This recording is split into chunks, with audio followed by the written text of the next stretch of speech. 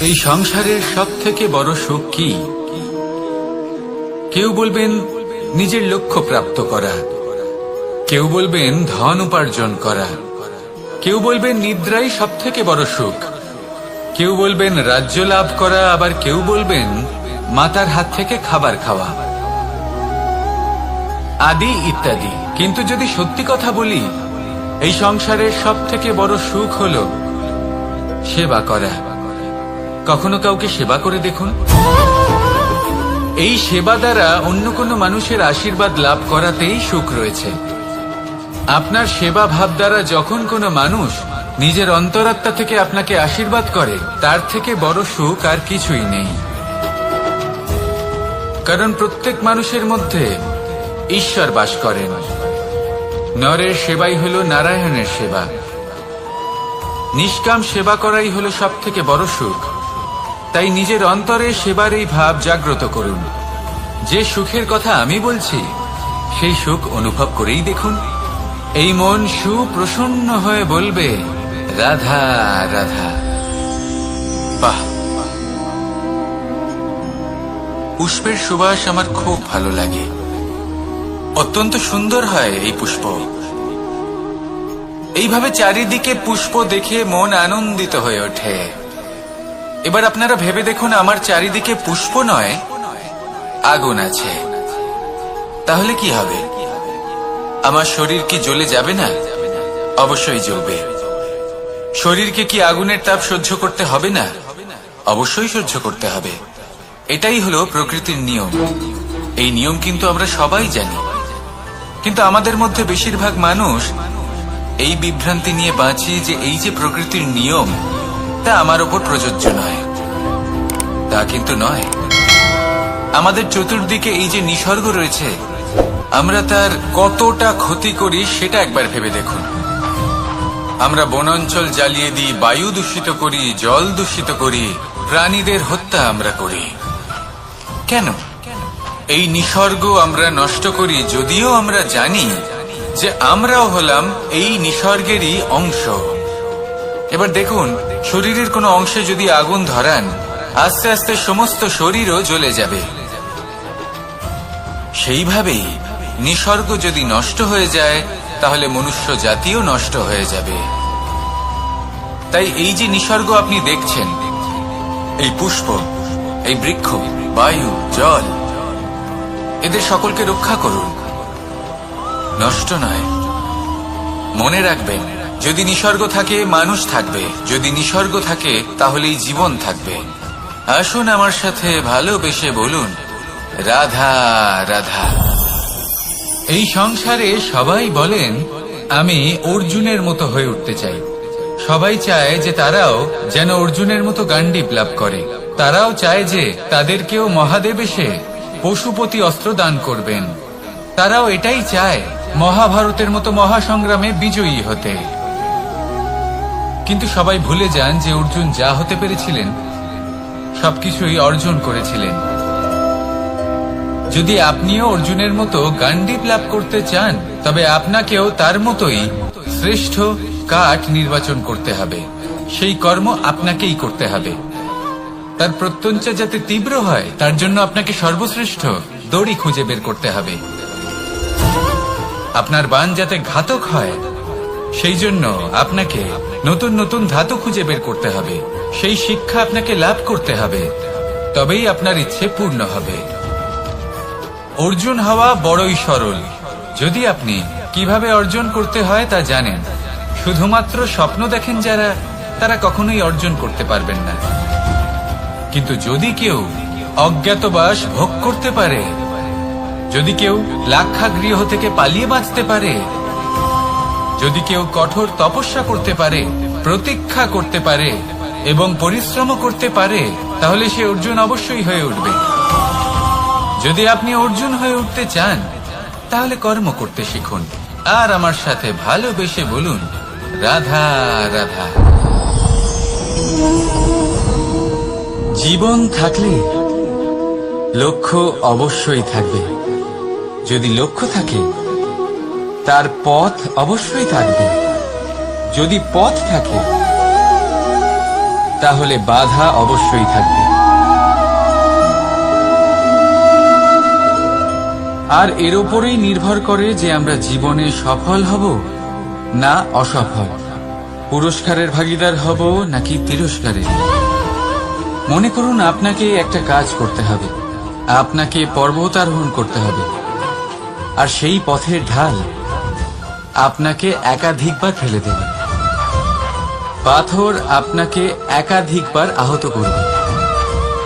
এই অবস্থায় কি করবে? সাধারণ মানুষ বেছে নেয় প্রতিশোধ। সেই পর্বতকে নষ্ট করে দেওয়ার চিন্তা ভাবনা করে, তার ভিতকে নড়িয়ে দেওয়ার কথা ভাবে সেই মানুষ। কিন্তু পর্বতকে তো কেউ নষ্ট করতে পারে না। তাই অসফল হওয়ার সাথে সাথে কুখ্যাতিরও ভাগীদার হয়ে যায় সে। দ্বিতীয় পথ হল পরিবর্তন। যদি আপনি সেই পর্বত ভাঙার পরিবর্তে তাতে সোপান তৈরি করেন, তাহলে আপনিও সেই পর্বতে উঠতে পারবেন, অন্য কেউও তাতে উঠতে পারবে, আগামী প্রজন্মও তাতে উঠতে পারবে, আর সেই আগামী প্রজন্ম সর্বদা আপনার সুনাম করবে। তাই জীবনে প্রতিশোধ নয়, পরিবর্তন বাছুন। বদলা নয়, বদল বেছে নিন। আপনার বাধা আপনার বন্ধু হয়ে যাবে। রাধা রাধা। সমস্ত মানুষের জীবন কিছুটা সমান হয়। মানুষ জন্মগ্রহণ করে, তারপর চলতে শেখে, জীবনে এগিয়ে চলে, বার্ধক্য লাভ করে, তারপর সমাপ্ত হয়ে যায়। কিন্তু সেই ব্যক্তিরা কারা যারা প্রকৃত অর্থে মনুষ্য জীবন যাপন করেন? এনারা হলেন সেই ব্যক্তি যারা পড়ে গেলেও আবার উঠে দাঁড়ানোর চেষ্টা করেন, নিজের ভেঙে পড়া অস্তিত্বকে আগলে নিয়ে আবার একটা আকার দেওয়ার চেষ্টা করেন, ভগ্ন আশাকে আবার একটা নতুন দিশা দেন। অসফল হওয়ার পরেও থামেন না, আবার এগোতে থাকেন। অসফল হওয়ার পরে যদি আপনি থেমে যান, তাহলে সাফল্য আপনার সামনে অপেক্ষা করে, কিন্তু আপনি তা দেখতে পান না। তাই জীবনের সংঘর্ষে অংশগ্রহণ করতে শিখুন। জীবনের সংঘর্ষ থেকে পালাবেন না। আসুন আমার সাথে ভালোবেসে বলুন, রাধা রাধা। একবার একটা শেয়াল বনে বিচরণ করছিল। ও একটা ছোট্ট শাবক দেখতে পেল। ও ভাবল, আজ একেই আমি খাবার হিসেবে গ্রহণ করব। আশেপাশে দেখলো কেউ দেখছে না তো, কেউ ছিল না, আর সেই শাবকের ওপর আক্রমণ করল, যা হলো একটা ঘোর অপরাধ। বনের নিয়ম অনুসারে আপনি কখনোই শাবকের উপর আক্রমণ করতে পারেন না। তারপর এই খবরটা যখন রাজা সিংহ জানতে পারলেন, সভার আয়োজন করলেন। কিন্তু সেখানে শেয়াল বলল, আমি তো এরকম কিছু করিনি। কিন্তু যদি আপনি এরকম বলেন, কোনো প্রমাণ দিন, এর কোনো সাক্ষী আছে? তখন রাজা সিংহ পেঁচাকে ডেকে পাঠালেন, যে সেই মুহূর্তে বৃক্ষের শাখার ওপর বসেছিল। সে সব কিছু দেখেছিল। পেঁচা সব সত্যি কথা বলল, আর শেয়ালকে মৃত্যুদণ্ড দেয়া হলো। এবার এই কাহিনী আমি আপনাকে কেন শোনালাম? কারণ মানুষও কখনো কখনো এরকম কর্ম করেন যা শিয়াল করেছে। এটা ভাবেন কেউ দেখছে না, যখন আমি অনুচিত কর্ম করতেই পারি।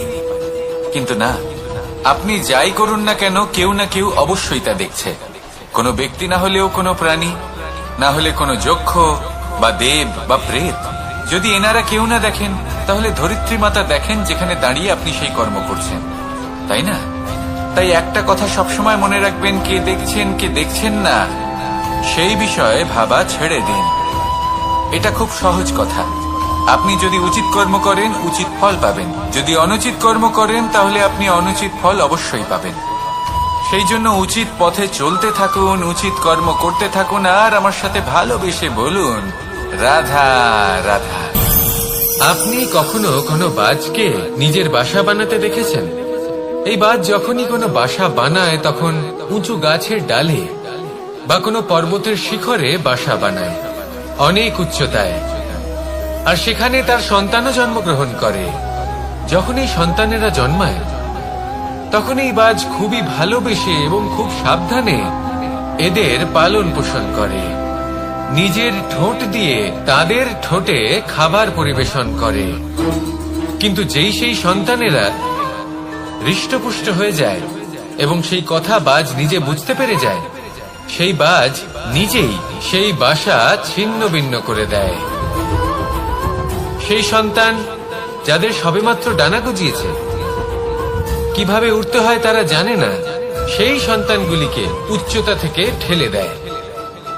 সেই সন্তান প্রথমে ভয়ভীত হয়ে যায়।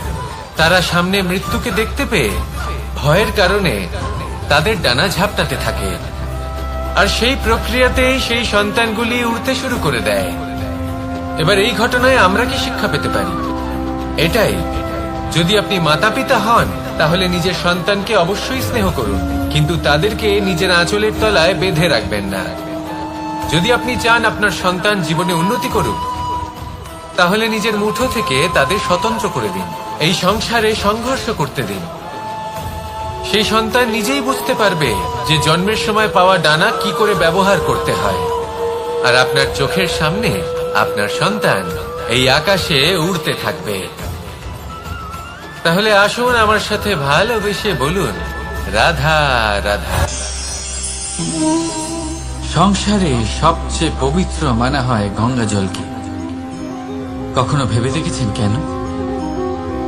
কারণ গঙ্গা জলের আবির্ভাব অত্যন্ত শুদ্ধ হয়, তার জন্ম শুদ্ধ হয়, যেখান থেকে তার শুরু সেটাই শুদ্ধ হয়। আর শুরুটা শুদ্ধ হওয়া অত্যন্ত আবশ্যক। আমাদের জীবনে সবই শুরু হয় আমাদের ভাবনা থেকে। নিজের ভাবনাকে শুদ্ধ রাখুন, কারণ এই ভাবনা থেকেই আবির্ভাব হয় শব্দের। আপনার শব্দ শুদ্ধ রাখুন, কারণ এই শব্দ দ্বারাই আপনার কাজ সম্পন্ন হয়। আপনার কাজ শুদ্ধ রাখুন, কারণ এই কাজ দ্বারাই তৈরি হবে আপনার স্বভাব। স্বভাব থেকেই তৈরি হয় আপনার অভ্যাস, আর অভ্যাস থেকে তৈরি হয় আপনার চরিত্র। আর এই চরিত্র সংসারের সমক্ষে এক আদর্শ হয়ে ওঠে। তাই ভাবনা থেকে আদর্শের এই যাত্রা শুভ তখনই হয়ে ওঠে যখন আপনার ভাবনা শুদ্ধ হয়। এই সংসারে, এই জীবনে নিজের ভাবনা শুভ রাখলে, শুদ্ধ করলে আপনার মন সুপ্রসন্ন হয়ে বলবে, রাধা রাধা।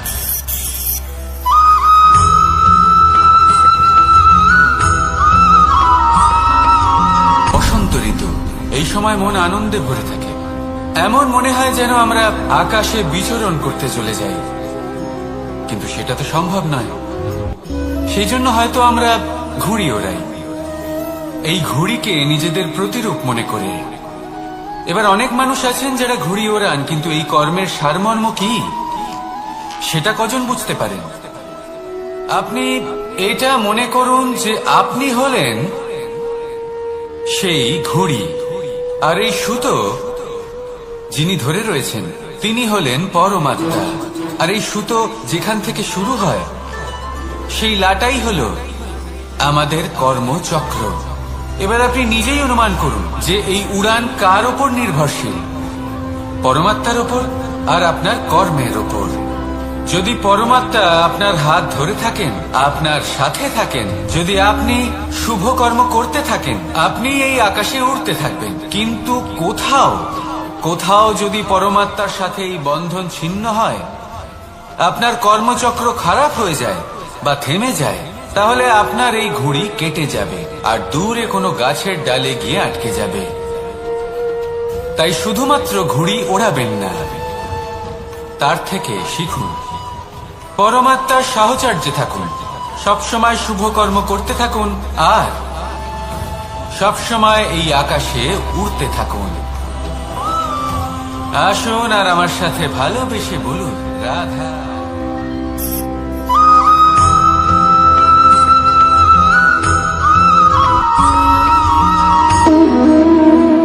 সম্পর্ক হলো আমাদের জীবনের একটি আধার। কিছু সম্পর্ক এমন যে আমরা জন্মসূত্রে লাভ করি, যেমন পরিবার, মা, বাবা। কিছু সম্পর্ক আছে যে আমরা জীবনে অর্জন করে থাকি, তা সে প্রেমের হোক, স্নেহের হোক বা বন্ধুত্বের। এই সকল সম্পর্ক লাভ করার বা গড়ে তোলার 5টি ধাপ রয়েছে। প্রথম প্রথম ধাপ। কোনো ব্যক্তির সাথে আলাপ হওয়া, তার সাথে কথা বলা বা তাকে দেখা। দ্বিতীয় ধাপ, সে ব্যক্তিকে আমাদের ভালো লাগা। তৃতীয় ধাপ, আমাদের এটা চাইতে শুরু করা যে জীবনে এই ব্যক্তি যেন আমাদের বন্ধু হন, আমাদের জীবনে থাকে, বা আমাদের কাউকে ভালোবেসে ফেলা। আর এটা আমাদের ভাবা বা চাওয়া যে সেই ব্যক্তি যেন আজীবন আমার সাথে থাকেন, আমার জীবনে আমার সাথী হয়ে। চতুর্থ ধাপ, লাভ করা। এবার এই ধাপটি অনেক মানুষের পক্ষেই খুবই সরল হয়, বড়ই সরল ভাবে নিজেদের সঙ্গীকে লাভ করে থাকে। কিছু মানুষের জন্য এই ধাপ অত্যন্ত কঠিন হয়ে থাকে। অনেক প্রতিকূল পরিস্থিতির উপর জয়লাভ করে তারা সঙ্গীকে লাভ করেন, কিন্তু লাভ অবশ্যই করেন। এরপরে আসে পঞ্চম, অন্তিম এবং সব থেকে গুরুত্বপূর্ণ ধাপ। সেটা হলো সেই সম্পর্ক পালন করা। এটা হলো এমন এক বিষয় যা প্রত্যেক মানুষের শেখা উচিত। যদি ব্যক্তি নিজের জীবনে সম্পর্ক রক্ষা করতে শিখে যান, তবে প্রত্যেক সম্পর্ক তার জীবনকে স্বর্গ করে তুলবে। আসুন আর আমার সাথে ভালোবেসে বলুন, রাধা রাধা।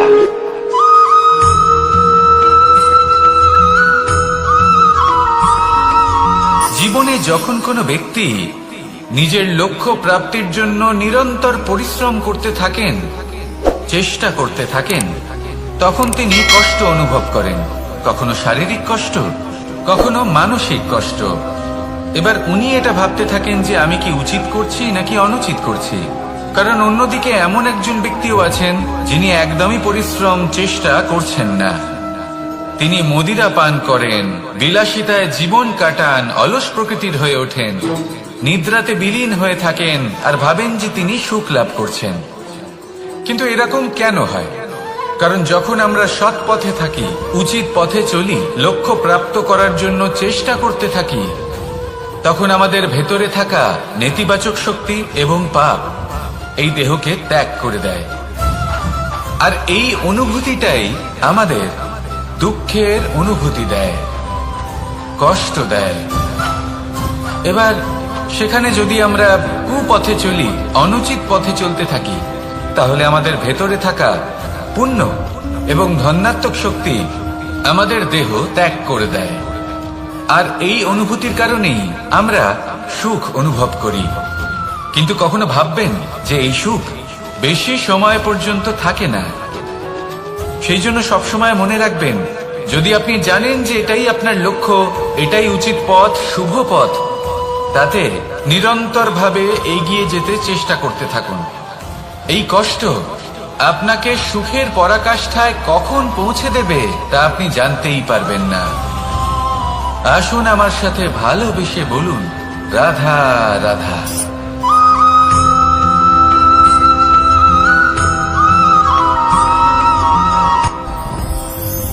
সাথী। সাথী এই শব্দটির ব্যাখ্যা কে কিভাবে করে? মিত্র, সখা, বন্ধু। কিন্তু অর্থ একটাই, তিনি যিনি আপনার সঙ্গী হন আর তিনি যার সাথী আপনি হন। এবার সব থেকে বড় প্রশ্ন হলো এটাই যে তিনি কে হতে পারেন যাকে আপনি আপনার সাথী বলে মেনে নিতে পারেন, নিজের সখা, নিজের মিত্র, নিজের বন্ধু মেনে নিতে পারেন।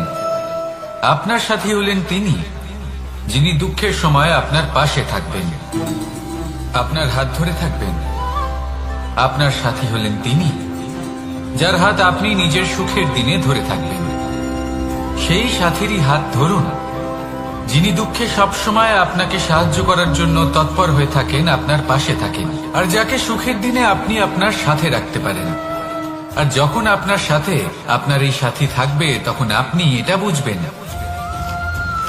যে যখন জীবনে দুঃখ আসে, তখন এই দুঃখ কমে যায়, সবার মধ্যে ভাগ হয়ে যায়। আর যদি তখন সুখ আসে, তাহলে সেটা সবার উপস্থিতিতে আরো বেড়ে যায়। এটাই হলো প্রেম, এটাই হলো ভালোবাসা, এটাই হলো সঙ্গ। যেমন সম্পর্ক আমার আর রাধার মাঝে। তাহলে আসুন আর আমার সাথে ভালোবেসে বলুন, রাধা রাধা।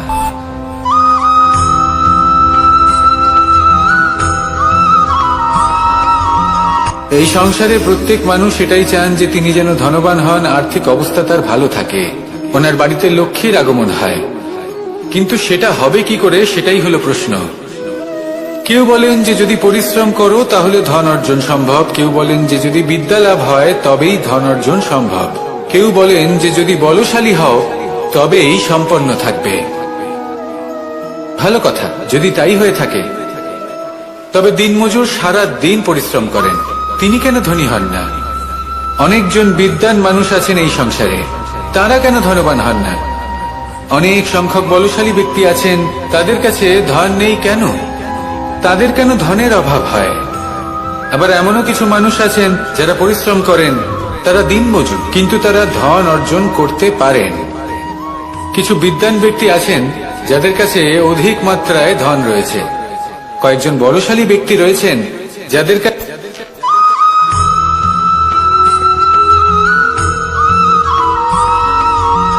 পঞ্চতত্ত্বের মধ্যে দ্বিতীয় তত্ত্ব হল ধরণী, ভূমি, যাকে আমরা ধরণী মাতা বলি। এই ধরণী ধৈর্য ধারণ করে, আর এর উপরেই আমাদের সমগ্র সংসার নির্ভরশীল। কারণ এই ভূমি সহ্য ক্ষমতা রাখে, এর সহ্য ক্ষমতা হল অপরিসীম। সন্তান যতই আঘাত প্রদান করুক না কেন, প্রেম পূর্বক সহ্য করে, আর তার বদলে অমূল্য রত্ন প্রদান করে। সন্তান যদি হাল চালায় তাহলে তার বদলে তাকে অন্ন প্রদান করে। এটাই হলো ধরণী। এবার এর থেকে আমরা কি শিক্ষা পেতে পারি? এটাই যে কারোর জন্য কিছু করা বা কাউকে কিছু দেওয়া মনে কোনো কামনা ছাড়াই। আর এই কথাটা বুঝে যান, যদি কারোর জন্য কামনা না রেখে বা কোনো পাওয়ার আশা না রেখে কারোর জন্য কিছু করেন বা কারোকে কিছু দেন, যদি এটা আপনি শিখতে পারেন তবে আপনি ভালোবাসতে শিখে গেছেন। আর সেই জন্যই এই ধরিত্রীকে মাতা বলা হয়। কারণ মাতা শুধু উনি নন যিনি গর্ভে সন্তানকে ধারণ করেন, মাতা তো উনিও যিনি জীবন বাঁচতে শেখান, যিনি জীবন বাঁচার উদাহরণ প্রদান করেন। তাহলে ধরণীর থেকে এই নিঃস্বার্থ ভাব শিখুন, নিঃস্বার্থ ভালোবাসা শিখুন, আর এই ভালোবাসার সাথেই বলুন রাধা রাধা।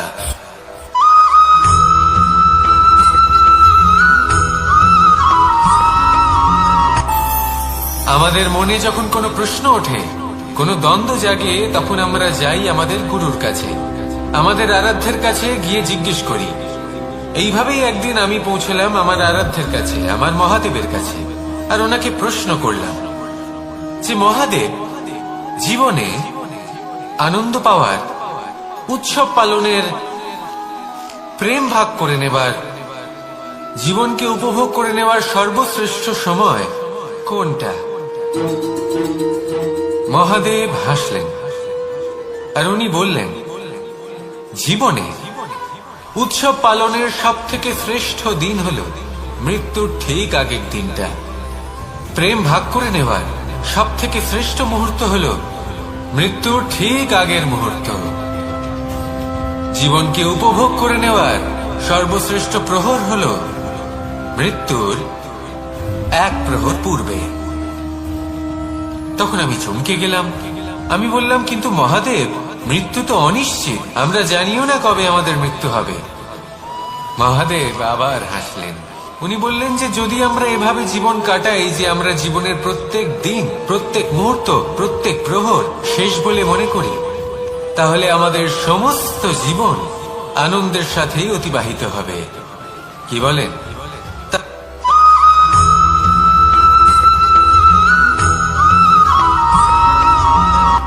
সংসারে আমাদের জীবনে যখন কোনো সুখ বা দুঃখ আসে, তার জন্য আমরা কাউকে না কাউকে অবশ্যই দায়ী করে থাকি, তাই না? এই ব্যক্তি আমাদের সাথে এরকম কাজ করেছেন, তাই আমার সাথে এমন হলো।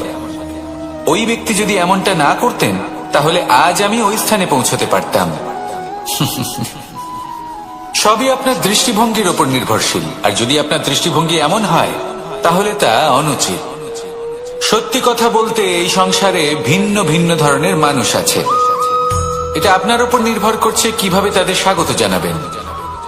একবার ভাবুন, আমি আমার দুটো হাত সামনে নিয়ে এলাম, দুটো মুঠো খুলে দিলাম। দুই প্রকারের মানুষ আসবেন, কিছু না কিছু দিয়ে যাবেন।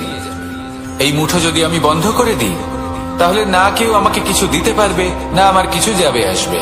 নিশ্চয়ই বুঝতে পারছেন এই দুই ধরনের ব্যক্তি কারা এবং তারা কি দিয়ে যান। আমি যদি নিজের মুঠো খুলে দিই, তাহলে কিছু ভালো মানুষ আসবেন, আমাকে আনন্দ, সন্তুষ্টি, জ্ঞান প্রদান করে যাবেন, ভালো অভিজ্ঞতা দিয়ে যাবেন। কোনো খারাপ ব্যক্তি যদি আসেন, তাহলে তিনিও খারাপ অভিজ্ঞতা দেবেন, যার থেকে আমি শিক্ষা লাভ করব। এই সব কিছু আমি লাভ করতে পারি। মুঠো যদি বন্ধ করে রাখি, তাহলে আমি কিছুই পাবো না। দেখুন, এই সংসারে প্রত্যেকের জীবনে এইরকম। প্রত্যেকের জীবনে সবকিছুই আছে, ভালো খারাপ দুই মানুষই আছে। ভালো অভিজ্ঞতা আছে, খারাপ অভিজ্ঞতা আছে। নির্ভর করছে আপনার উপর যে আপনি কি করবেন, এনাদের স্বাগত কিভাবে জানাবেন, কার থেকে কি বুঝবেন, কি শিখতে পারবেন, আর কোন দৃষ্টিভঙ্গি নিয়ে অগ্রসর হবেন। এটাই নির্ধারণ করবে যে আপনার জীবন কেমন হবে। আসুন আমার সাথে ভালোবেসে বলুন, রাধা রাধা।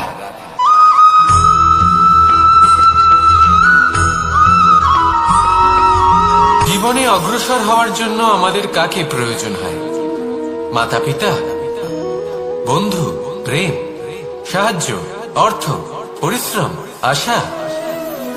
ভিন্ন ভিন্ন মানুষ ভিন্ন ভিন্ন বিকল্প চয়ন করে। যদি আমি আপনাকে বলি, তাহলে জয় আর পরাজয়ের মন্ত্র দুটো শব্দের উপর নির্ভর করে, মেনে নেওয়া আর দৃঢ় হওয়া। যদি মেনে নেন, তাহলে হেরে যাবেন। যদি দৃঢ় হন, তাহলে নিশ্চিত রূপে জয়ী হবেন। যদি কখনো আপনি ক্লান্ত হয়ে ওঠেন, আপনি দুঃখী হন, পুরোপুরি ভেঙে পড়েছেন, তখন মেনে নেবেন না যে আপনি ভেঙে পড়েছেন, নয়তো হেরে যাবেন। তখন উল্টে স্থির করবেন যে যাই হয়ে যাক না কেন, আমি জয়ী হবই। আর আপনি দেখবেন যে জয় নিশ্চিত রূপে আপনার কাছেই আসবে। তাহলে এই কথা মনে রাখবেন আর আমার সাথে ভালোবেসে বলবেন, রাধা রাধা।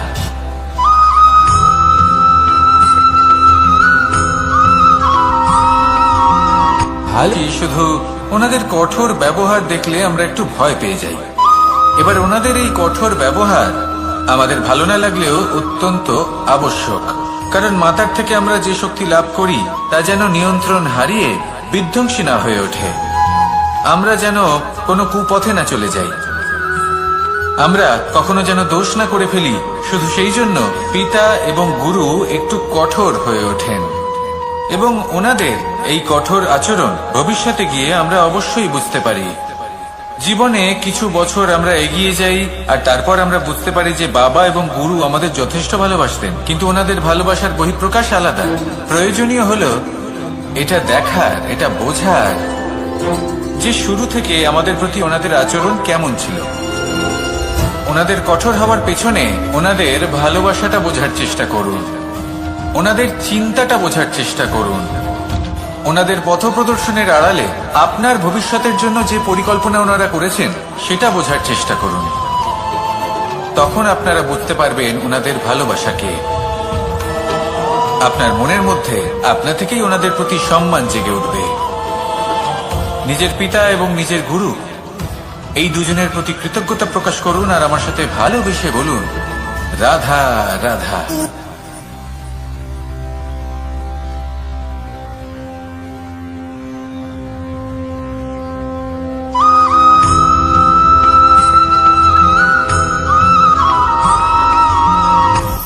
আপনি কখনো পর্বতের শিখরে উঠেছেন?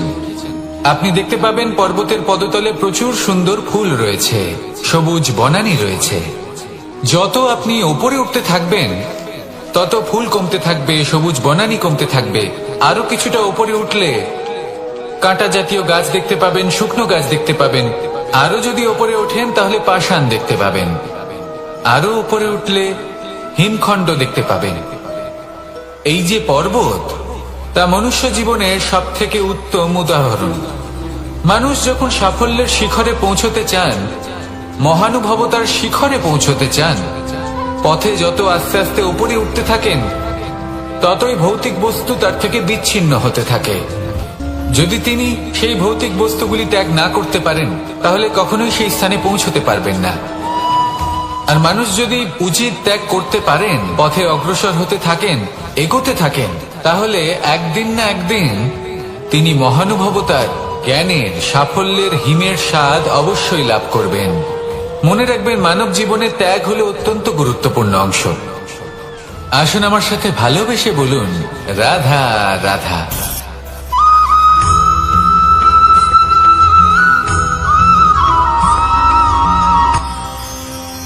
মানুষ তার জীবনে দুই ধরনের পরিস্থিতিকে খুব ভয় পায়। এক, কোনো কারণবশত কারোর সামনে নত হওয়া। দুই, কোনো কারণে নিজের চরিত্র থেকে, নিজের মূল্যবোধ থেকে বিচ্যুত হওয়া। এবার কেন হয় এরকম যে কথায় কথায় কারোর সামনে নত হতে হয়? কেন বারংবার নিজের চরিত্র থেকে চ্যুত হতে হয়? এরকম কেন হয়? এটা তখনই হয় যখন আমাদের শিক্ষা এবং মূল্যবোধের অভাব থাকে। যদি মানুষের মধ্যে প্রকৃত শিক্ষা থাকে তাহলে এই সংসারে কোনো সময় এবং কারোর সামনেই নত হওয়ার কোনো প্রয়োজন নেই। যদি মানুষের মধ্যে মূল্যবোধ থাকে তাহলে তাকে নিজের মূল্যবোধ বা চরিত্র থেকে বিচ্যুত হতে হয় না, তা সে যাই হয়ে যাক না কেন। কোনো বালককে যদি জন্ম থেকেই সুশিক্ষার অধিকারী করা হয়, শিক্ষিত করা হয়, মূল্যবোধের অধিকারী করা হয়, তবে সে এই সংসারে এমন কর্ম করবে যাতে সে নিজেকে, নিজের পরিবারকে, সমগ্র সমাজকে গর্বিত করতে পারে। শিক্ষা লাভ করুন, মূল্যবোধ লাভ করুন এবং আমার সাথে ভালোবেসে বলুন, রাধা রাধা।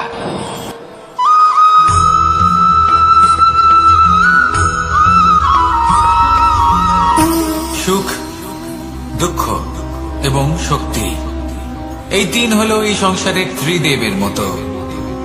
আমাদের জীবনে যা কিছু ঘটছে এই তিনটির ভিত্তির উপরেই হচ্ছে। আসলে এই সংসারের একটা নিয়ম আছে, যখনই আপনি কিছু লাভ করেন এই সংসার আপনার পরীক্ষা নেয়। এটা জানার জন্য আপনার পরীক্ষা নেয় যে আপনি যা কিছুই লাভ করেছেন আপনি কি আদৌ সেটার যোগ্য কিনা। ঠিক সেইভাবেই এই সুখ, দুঃখ এবং শক্তি আপনার পরীক্ষা নিয়ে থাকে। যখন সুখ আসে তখন সে আপনার পরীক্ষা নেয় যে আপনার মধ্যে অহংবোধ জাগ্রত হয়নি তো। যদি অহংবোধ চলে আসে তাহলে সুখ সেখানেই সঙ্গ ত্যাগ করে।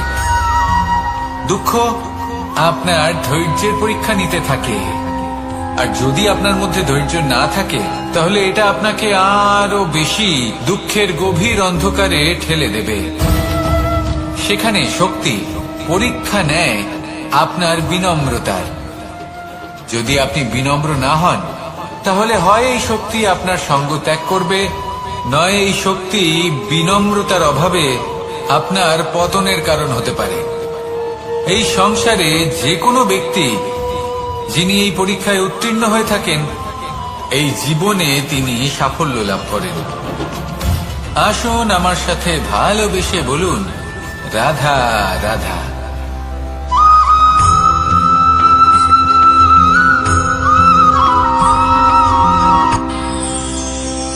আমরা সবাই সূর্যকে সম্মান কেন করি? কারণ আমরা জানি যে সন্ধেবেলা যখন সূর্যাস্ত হবে তখন শুধুমাত্র অন্ধকার বাকি থাকবে। ঠিক কিছুটা এরকমই হয় আমাদের মাতা পিতাও, যিনি আমাদের জন্ম দেন, আমাদের ভরণ পোষণ করেন, আমাদের বড় করেন, আমাদের প্রেম প্রদান করেন। কখনো কখনো তাদের মুখ থেকে কটু কথা নিঃসৃত হয়, আমাদের দুঃখ হয়, কিন্তু তখন আমাদের এটা বোঝা উচিত এগুলি নিঃসৃত হচ্ছে আমাদেরই মঙ্গলের জন্য।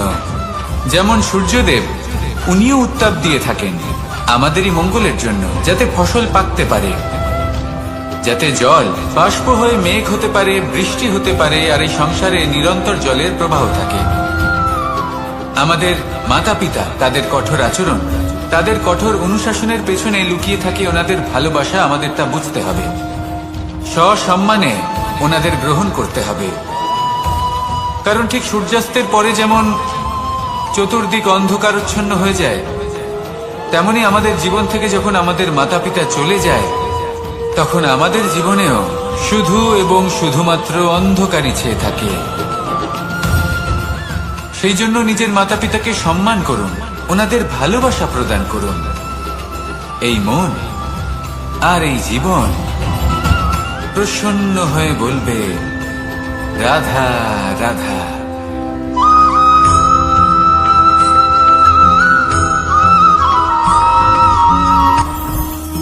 জীবনে কিছু শেখা অত্যন্ত গুরুত্বপূর্ণ।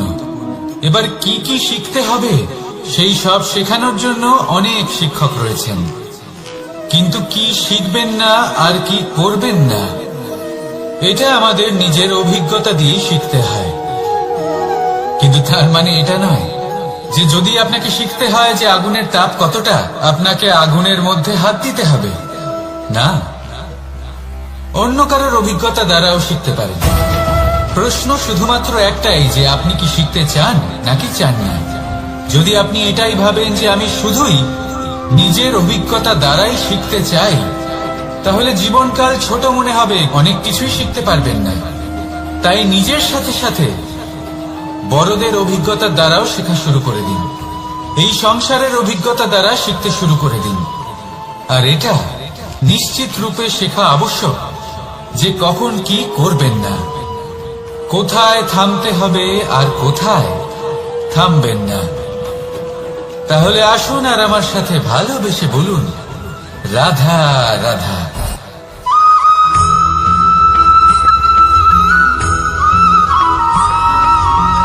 এই সংসারে সব থেকে বেশি কোমল বস্তু হলো রেশম। এই রেশম এতটাই কোমল হয় যে এর পুরো একটা থান শুধুমাত্র একটা হাতে ধরা সম্ভব। কখনো ভেবে দেখেছেন এই রেশম কিভাবে হয়? একটি কীট তার লালার দ্বারা উৎপন্ন হয়। এই কীট সেই রেশমকে পাক দিতে থাকে, পাক দিতেই থাকে, আর আস্তে আস্তে তার মধ্যেই জড়িয়ে পড়ে। শেষে ওর এই সুন্দর অমূল্য সৃষ্টি রেশমের এই সুতো তার নির্মাণ কার্য পূর্ণ হয়, কিন্তু তাতেই ও নিজে বন্দী হয়ে যায়। নিজেরই মায়াজালের এই বন্দী গৃহে নিজেই ফেঁসে যায়। এবার এই সুতোকে ব্যবহারযোগ্য করে তোলার জন্য এই কীটগুলিকে এই কবচের সাথেই ফুটন্ত জলে ফেলে দেওয়া হয়। এই সংসারে যদি আমাদের স্বপ্ন এই সংসারের দুঃখ হরণ করার জন্য, এই সংসারে সুখ বিতরণ করার জন্য হয়, তবেই আমাদের প্রগতি সম্ভব। যদি আমাদের এই স্বপ্ন শুধুই আমাদের এবং আমাদের স্বার্থ সিদ্ধির জন্য হয়, তাহলে এই স্বপ্ন আমাদের অন্ধ করে দেবে, আমাদের অন্ধকারের পথে নিয়ে যাবে, আর আমরাও সেই কীটের মতো হয়ে যাব। নিজেদেরই মায়াজালে আমরা নিজেই ফেঁসে যাব, আর শেষে আমরা যদি কিছু লাভ করি তা হবে একাকিত্ব, অন্ধকারময় মৃত্যু।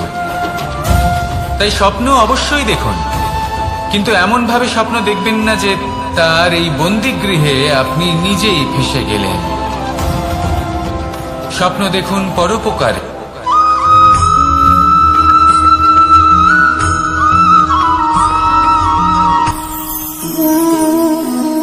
শক্তি এক অত্যন্ত বিচিত্র বস্তু, বা বলতে পারেন অনুভূতি।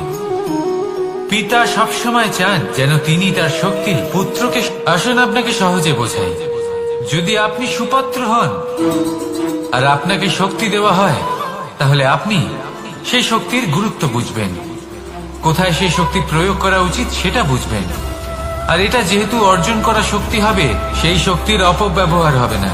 কিন্তু যদি এই আপনি কুপাত্র হন আর যদি আপনাকে এই শক্তি দেওয়া হয়, তাহলে কি হবে? দেখতে গেলে এই শক্তি আপনি দান হিসেবে পেয়েছেন, তাই না আপনি এই শক্তির গুরুত্ব বুঝবেন আর না এর প্রয়োগ আপনি জানবেন। তার অপব্যবহার হওয়া সুনিশ্চিত।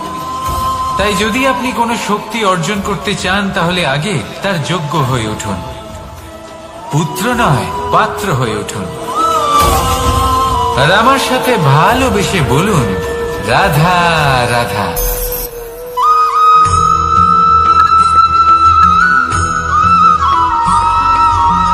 এই সংসারে প্রত্যেক মানুষ এটাই চান যে তিনি যেন ধনবান হন, আর্থিক অবস্থা তার ভালো থাকে, ওনার বাড়িতে লক্ষ্মীর আগমন হয়। কিন্তু সেটা হবে কি করে, সেটাই হলো প্রশ্ন। কেউ বলেন যে যদি পরিশ্রম করো তাহলে ধন অর্জন সম্ভব, কেউ বলেন যে যদি বিদ্যা লাভ হয় তবেই ধন অর্জন সম্ভব, কেউ বলেন যে যদি বলশালী হও তবেই সম্পন্ন থাকবে। ভালো কথা, যদি তাই হয়ে থাকে, তবে দিনমজুর সারা দিন পরিশ্রম করেন, তিনি কেন ধনী হন না? অনেকজন বিদ্বান মানুষ আছেন এই সংসারে, তারা কেন ধনবান হন না? অনেক সংখ্যক বলশালী ব্যক্তি আছেন, তাদের কাছে ধন নেই কেন? তাদের কেন ধনের অভাব হয়? আবার এমনও কিছু মানুষ আছেন যারা পরিশ্রম করেন, তারা দিনমজুর, কিন্তু তারা ধন অর্জন করতে পারেন। কিছু বিদ্বান ব্যক্তি আছেন যাদের কাছে অধিক মাত্রায় ধন রয়েছে, কয়েকজন বলশালী ব্যক্তি রয়েছেন যাদের কাছে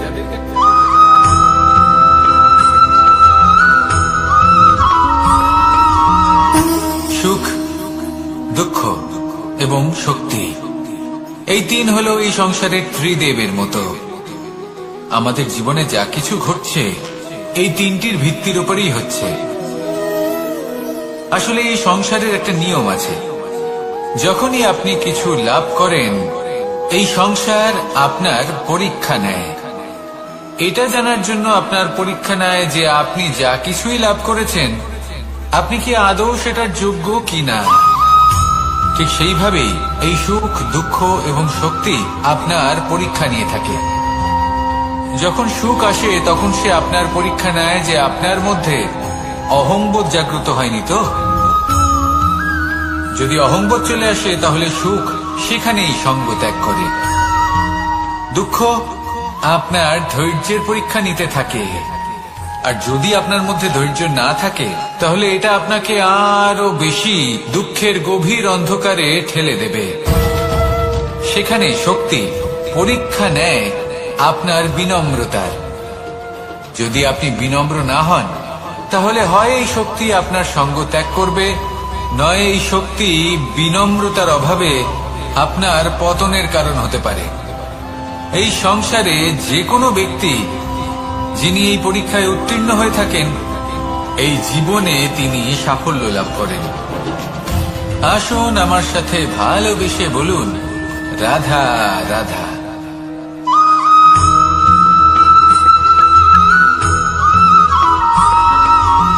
পঞ্চতত্ত্বের মধ্যে দ্বিতীয় তত্ত্ব হল ধরণী, ভূমি, যাকে আমরা ধরণী মাতা বলি। এই ধরণী ধৈর্য ধারণ করে, আর এর উপরেই আমাদের সমগ্র সংসার নির্ভরশীল। কারণ এই ভূমি সহ্য ক্ষমতা রাখে, এর সহ্য ক্ষমতা হল অপরিসীম। সন্তান যতই আঘাত প্রদান করুক না কেন প্রেম পূর্বক সহ্য করে, আর তার বদলে অমূল্য রত্ন প্রদান করে। সন্তান যদি হাল চালায় তাহলে তার বদলে তাকে অন্ন প্রদান করে। এটাই হলো ধরণী। এবার এর থেকে আমরা কি শিক্ষা পেতে পারি? এটাই যে কারোর জন্য কিছু করা বা কাউকে কিছু দেওয়া মনে কোনো কামনা ছাড়াই। আর এই কথাটা বুঝে যান, যদি কারোর জন্য কামনা না রেখে বা কোনো পাওয়ার আশা না রেখে কারোর জন্য কিছু করেন বা কারোকে কিছু দেন, যদি এটা আপনি শিখতে পারেন তবে আপনি ভালোবাসতে শিখে গেছেন। আর সেই জন্যই এই ধরিত্রীকে মাতা বলা হয়। কারণ মাতা শুধু উনি নন যিনি গর্ভে সন্তানকে ধারণ করেন, মাতা তো উনিও যিনি জীবন বাঁচতে শেখান, যিনি জীবন বাঁচার উদাহরণ প্রদান করেন।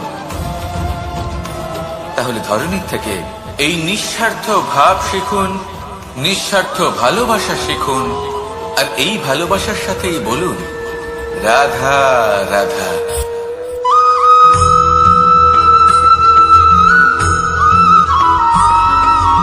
মানুষ জন্মগ্রহণ করে, তার সাথে ভয়েরও জন্ম হয়। ছোটবেলা থেকেই আমাদের মনে কোনো না কোনো প্রকারের ভয় থেকেই যায়। কেউ এই বিষয়ে ভয় পায় যে তার কোনো বস্তু তার থেকে দূরে চলে যাবে, কেউ এই বিষয়ে ভয় পায় যে আমি নিজেকে হারিয়ে ফেলব, কেউ এই ভেবে ভয় পায় যে আমার প্রিয়জনেরা তারা যেন আমার থেকে দূরে না চলে যায়। কেউ এই ভেবে ভয় পায় যে আমরা যেন পথ না হারিয়ে ফেলি, আদি ইত্যাদি। কিন্তু সত্যি কথা বলতে ভেবে দেখুন, এই ভয় বাস্তবে কি? শুধুই একটা মনস্থিতি, আর কিছুই নয়। যা কিছু আপনি জীবনে পেয়েছেন তা একদিন আপনাকে হারাতে হবে। এই জীবন হলো আপনারই, কিন্তু তাও একদিন সমাপ্ত হবে। তাই ভয় পেয়ে কি লাভ? এই ভয় শুধু আপনাকে জীবন যাপন করা থেকে বাধা দিচ্ছে, আর কিচ্ছু নয়। পথ হারিয়ে ফেললেই বুঝতে পারবেন যে নতুন পথ কিভাবে বানাতে হয়। কিছু মানুষকে জীবন থেকে হারালে তবেই আপনি বুঝবেন যে আপনার আপনজনকে। এই ভয়ের কারণে ভীত হয়ে থাকবেন না। এই তারা নক্ষত্র অন্ধকারের অভাবে গুরুত্ব হারায়। শিবকেও মহাদেব হওয়ার জন্য বিষপান করতে হয়েছিল। প্রত্যেক পরিস্থিতি, প্রত্যেক সাফল্য আপনার পরীক্ষা নেবে, তাতে উত্তীর্ণ হওয়া হলো আপনার কর্ম। যখনই আপনি ভয় পাবেন বা সংকটের সম্মুখীন হবেন, তখন সাহসের সাথে তার সম্মুখীন হন। মনে রাখবেন, যে সম্মুখীন হতে জানে সাফল্য তার সাথে সবসময় থাকে। আসুন আর আমার সাথে ভালোবেসে বলুন, রাধা রাধা।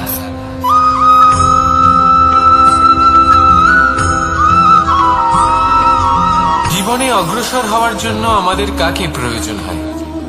মাতা পিতা, বন্ধু, প্রেম, সাহায্য, অর্থ, পরিশ্রম, আশা। ভিন্ন ভিন্ন মানুষ ভিন্ন ভিন্ন বিকল্প চয়ন করে। যদি আমি আপনাকে বলি, তাহলে জয় আর পরাজয়ের মন্ত্র দুটো শব্দের উপর নির্ভর করে, মেনে নেওয়া আর দৃঢ় হওয়া। যদি মেনে নেন তাহলে হেরে যাবেন, যদি দৃঢ় হন তাহলে নিশ্চিত রূপে জয়ী হবেন। যদি কখনো আপনি ক্লান্ত হয়ে ওঠেন, আপনি দুঃখী হন, পুরোপুরি ভেঙে পড়েছেন, তখন মেনে নেবেন না যে আপনি ভেঙে পড়েছেন, নয়তো হেরে যাবেন।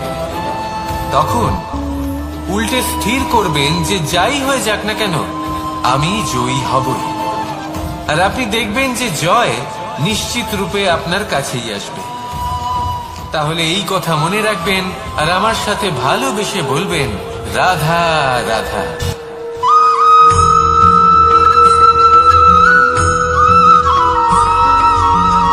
এই সংসারে কোনো বস্তু হোক বা ব্যক্তি হোক, তার একার গুরুত্ব কিন্তু খুব বেশি নয়। একটা উদাহরণ হিসেবে বৃষ্টির ফোঁটাকে ভেবে দেখুন। যদি একটি বৃষ্টির ফোঁটা হয় তাহলে তার খুব বেশি গুরুত্ব থাকে না, কিন্তু যখন সহস্র বৃষ্টির ফোঁটা মেঘের মধ্যে দিয়ে ঝরে পড়ে, তখন সেটা বর্ষার রূপ ধারণ করে। সেই বর্ষা যা এই প্রকৃতিকে শান্ত করে। সেইভাবেই পাথরের ছোট টুকরো, তার খুব বেশি গুরুত্ব থাকে না, কিন্তু যখন অসংখ্য পাথরের টুকরো একত্রিত হয় তখন তা পর্বতের আকার ধারণ করে। সেইভাবেই কিছু মানুষ যখন একত্রিত হন তখন তৈরি হয় পরিবার, কিছু পরিবার যখন একত্রিত হয় তখন তৈরি হয় সমাজ, যখন অনেক সংখ্যক সমাজ একত্রিত হয় তখন তৈরি হয় রাজ্য। এবার এই রাজ্যের সব থেকে গুরুত্বপূর্ণ ব্যক্তি হতে পারেন রাজা, কিন্তু তাও সেই রাজা একা কিছু করতে পারেন না। যুদ্ধ লড়ার সময় তারও নিজের সৈন্যদলকে প্রয়োজন পড়ে। কিন্তু এই সংসারে এমন একজন ব্যক্তি আছেন যিনি একাই সব কাজ করতে থাকেন, এবং সেই ব্যক্তি হলেন মা।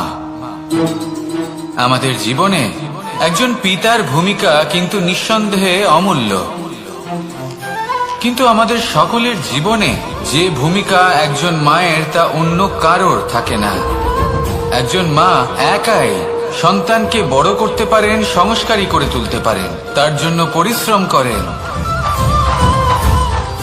আর এত কিছু কাজ করার পরেও তার কাজের জন্য তিনি প্রশংসা অবশ্য পান না।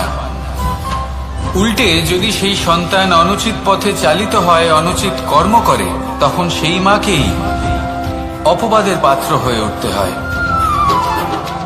আমাদের জীবনে মায়ের যোগদান কতটা সেটা বুঝুন। আপনাকে বড় করে তোলার জন্য উনি কতটা পরিশ্রম করেছেন সেটা বুঝুন। আজ থেকে, এখন থেকে, এই মুহূর্ত থেকে মাকে সম্মান করতে শিখুন। যখন সময় পাবেন, যখন সুযোগ হবে, তখন তার প্রশংসা করুন, ওনারও ভালো লাগবে। আর মায়ের এই মমতার জন্য, তার এই ভূমিকার জন্য আসুন সবাই মিলে আমরা তাকে প্রণাম করি, আর সকলে মিলে ভালোবেসে বলি, রাধা রাধা।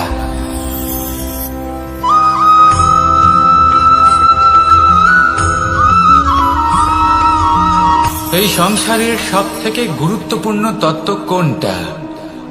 প্রথম হলো সময়। জন্ম থেকে মৃত্যু পর্যন্ত এই যে সময়, এটাই তো হলো জীবন।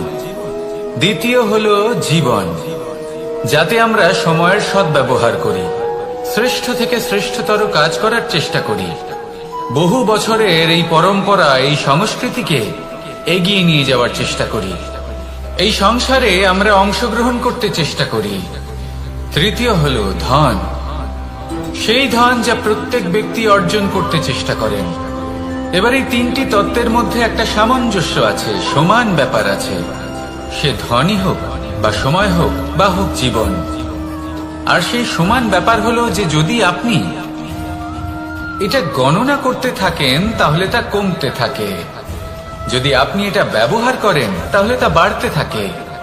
একে সংগঠিত করে রাখতে চেষ্টা করলে এ হাত থেকে ফসকে যায়, কিন্তু যদি আপনি একে সামলে রাখতে শিখে যান তাহলে এমন কাজ করবেন যাতে সংসারের সাথে সাথে পরবর্তী প্রজন্ম লাভবান হবে। যদি কিছু শিখতে চান তাহলে সামলাতে শিখুন, গণনা করা বা সংগঠিত করা নয়। আসুন আর আমার সাথে ভালোবেসে বলুন, রাধা রাধা।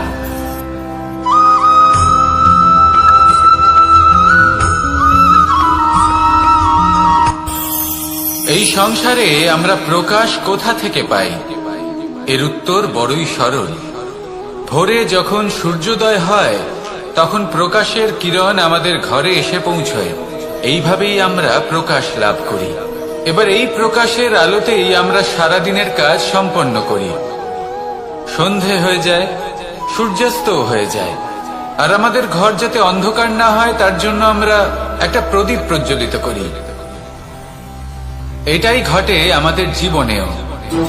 এবার প্রবাহমান আয়ুর সাথে আমরা আমাদের অন্তরে যদি একটা প্রদীপ প্রজ্বলিত করে নিই তাহলে বিষয়টাই অন্যরকম হবে। এবার আপনি বলবেন কোন প্রকাশের কথা বলছি যা আমাদের অন্তরে জাগ্রত করা সম্ভব? আমাদের আত্মার মাঝে প্রেমের প্রকাশ জাগ্রত করার কথা বলছি, কারণ আমাদের এই জীবন এও হলো দিনের আলোর মতো। আজ প্রকাশ আছে, কিন্তু কোনোদিন অবশ্যই অস্ত হবে। কিন্তু অস্ত হবার আগে যদি আমরা আমাদের আত্মার মাঝে প্রেমের এই প্রকাশ উজ্জ্বলিত করে নিই তাহলে আমাদের সন্ধ্যাকালও আমরা আনন্দে এবং প্রেমে যাপন করব। তাহলে আসুন আর আমার সাথে ভালোবেসে বলুন, রাধা রাধা।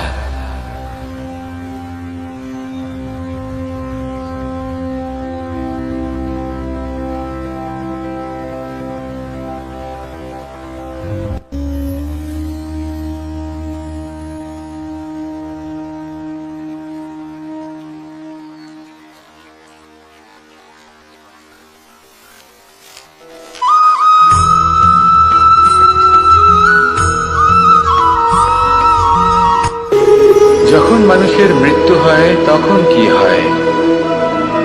অনেক সংখ্যক মানুষ শোক পালন করতে চলে আসেন।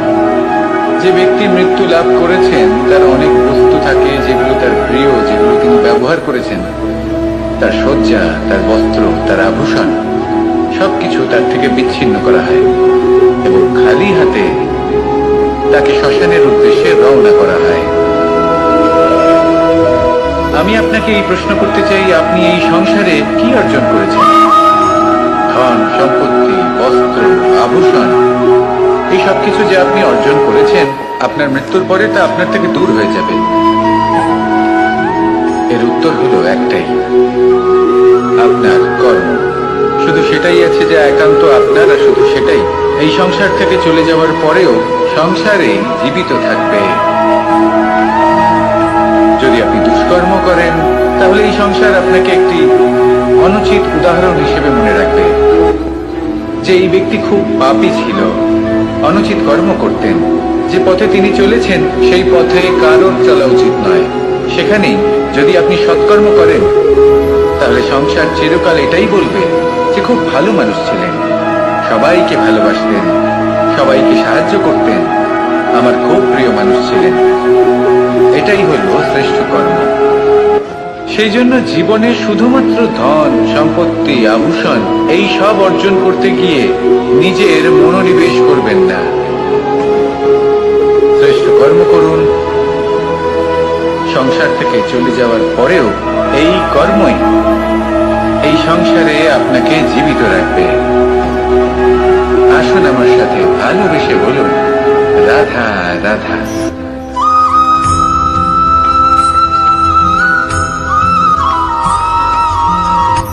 এই সংসারে সাফল্য লাভ করার জন্য জ্ঞানের প্রয়োজন হয়, পরিশ্রমের প্রয়োজন হয়, দৃঢ় নিষ্ঠার প্রয়োজন হয়, নিরন্তর চেষ্টা করা প্রয়োজনীয়। কিন্তু আরো কিছু আছে যা অত্যন্ত প্রয়োজনীয় এবং গুরুত্বপূর্ণ। তা হলো ভালো বন্ধু। তাদের থাকা অত্যন্ত প্রয়োজনীয়। যদি ভালো বন্ধু থাকে তাহলে সময় এলে তারা ঢাল হয়ে আপনাকে সুরক্ষা করবেন। সময় এলে অস্ত্রের মতো শত্রুকে সংহারও করবেন।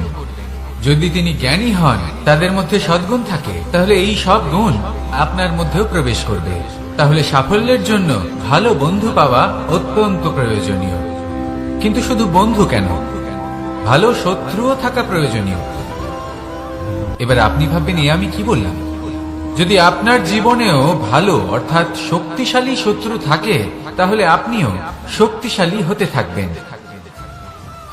এই শত্রু আপনাকে প্রেরিত করবে আরো বেশি শক্তিশালী হয়ে ওঠার। কখনো কোনো হরিণকে দেখুন, তীব্র গতিতে দৌড়তে থাকে। কেন তীব্র গতিতে দৌড়য়? এই কারণে নয় যে কোথাও তার জন্য মধুর ঘাস অপেক্ষা করে রয়েছে, না। সে এই কারণে তীব্র গতিতে দৌড়য় কারণ সেটা না করলে তার পেছনে একটি সিংহ আছে যে ওকে নিজের ভোজন করে ফেলবে। তাই জীবনে বিপদ, সংকট এই সবকিছুও হলো অত্যন্ত গুরুত্বপূর্ণ। তার সম্মুখীন হতে শিখুন আর আমার সাথে ভালোবেসে বলুন, রাধা রাধা।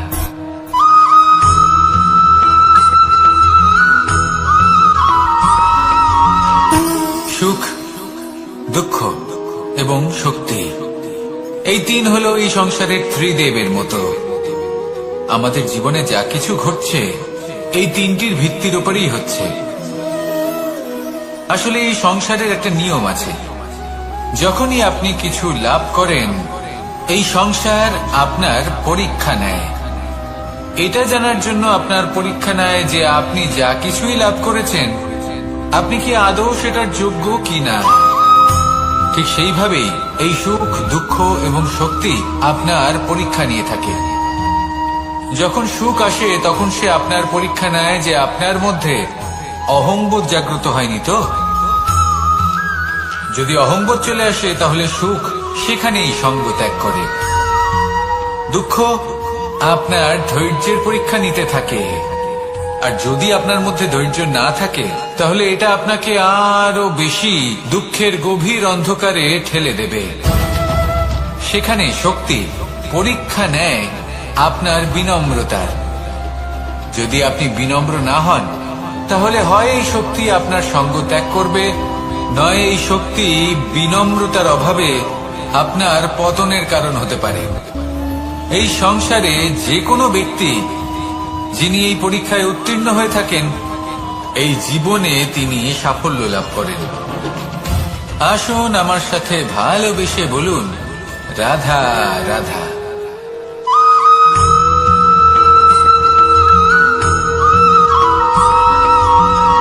পুরুষার্থ। শাস্ত্রে 4 ধরনের পুরুষার্থের কথা বলা হয়েছে। প্রথম হলো ধর্ম। আপনি কি জানেন এই ধর্ম আসলে কি? আপনার কি মনে হয় ধর্ম আসলে কি? কোনো বিশেষ ঈশ্বরকে মানাই কি ধর্ম বলা হয়? নাকি কোনো বিশেষ রীতি পালন করাই হলো ধর্ম? নাকি কোনো বিশেষ সাহিত্যকে সর্বশ্রেষ্ঠ মনে করাই হলো ধর্ম? না, ধর্ম হলো সেটা যাকে ধারণ করা যেতে পারে। আর ধারণ শুধু সেটাই করা যায় যা পবিত্র। পবিত্র শুধু তাকেই বলা হয় যা নিঃস্বার্থ, যার মধ্যে শাসন করার কোনো ইচ্ছে নেই, যা সরলভাবেই প্রবাহমান, জল এবং বায়ুর মতো। যখন কোনো ব্যক্তি ধর্মকে ধারণ করেন এবং সেই ধর্ম সেই ব্যক্তিকে রক্ষা করে, তখন তাকে ধর্ম বলা হয়। ধর্ম যা রক্ষা করে অহংকার থেকে, খারাপ চিন্তার হাত থেকে। সেই জন্য পুরুষার্থ গড়ে তোলার আগে, ধর্ম পালন করার আগে ধর্মের প্রকৃত অর্থ কি সেটা বুঝে নিন। এটা জেনে রাখুন যে সমস্ত ধর্মের আধার, সমস্ত ধর্মের ভিত শুধুমাত্র ভালোবাসা। আসুন আর এই ভালোবাসার সাথেই বলুন রাধা রাধা।